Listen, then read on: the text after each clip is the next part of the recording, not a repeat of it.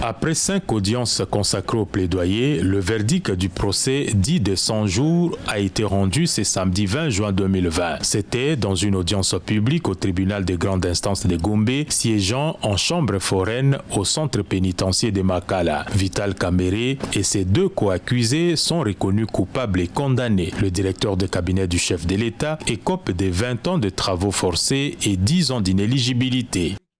Dit en revanche que les autres infractions commises par les prévenus Sami Jamal et Kamerhe Lokaningini Vital le sont en concours matériel, partant, cumulent les peines et prononcent à leur encontre la peine de 20 ans de travaux forcés chacun, ainsi que les peines accessoires ci-après. L'interdiction pour 10 ans après l'exécution de la peine du droit de vote et du droit d'éligibilité en ce qui concerne le prévenu Kamerhe Lokaningini Vital sont publiques et para-étatiques, quel qu'en soit l'échelon à charge du même prévenu. Le juge a par ailleurs instruit la saisie des biens immobiliers de Vital Kamerhe et son épouse et la confiscation des fonds contenus dans leur compte bancaire. Voir le directeur de cabinet du président de la République écopé d'une si lourde condamnation, cela démontre que le procès a été pédagogique selon certains observateurs.